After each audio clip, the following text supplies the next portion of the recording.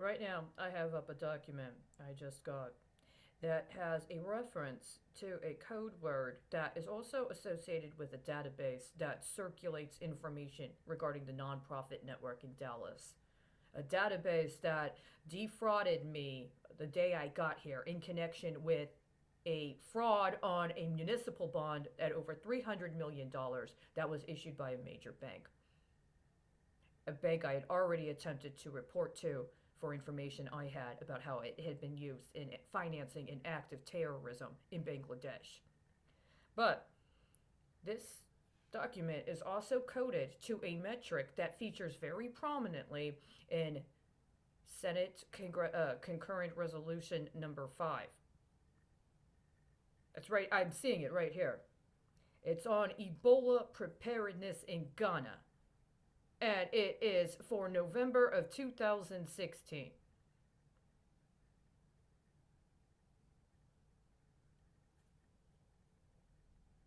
Now, here's the thing you need to concern yourself with right now, especially regarding flipping futures. In July of 2018, the Department of Justice was contacted about an act of fraud involving a credit card that was issued in the name of somebody who was a journalist at a publication in Central Africa. He was on assignment covering the Ebola outbreak in the country next to the one where his publication was primarily located.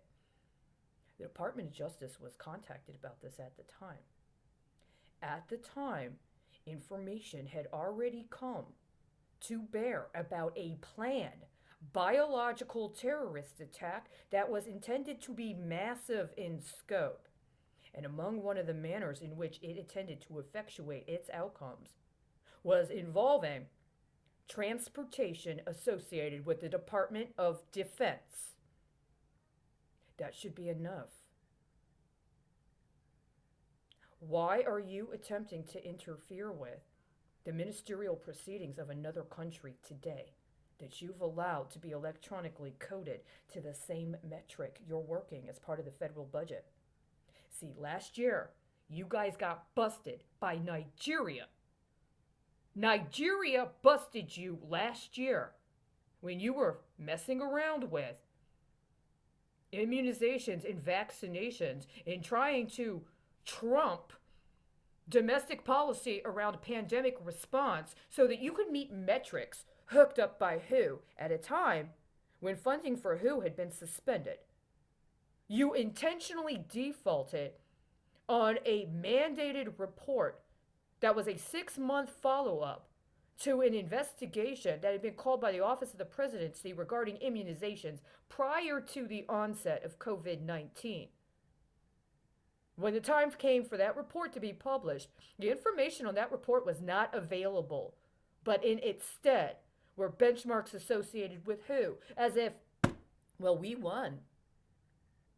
You were engaged in competitive bidding regarding pandemic response in a manner that intentionally sabotaged the policy of the United States. And in the meantime, what you did was so irresponsible that it interfered with national security operations of countries where actual healthcare pandemics have been leveraged for decades in order to aid and abet illegal activities domestically. So when you ping off a ministerial proceeding in Ghana for delivery to your frontline providers of COVID-19 response, you better fucking hope I don't find a 1066 going to WHO. And that's exactly what I just found. That's what I mean by domestic terrorism.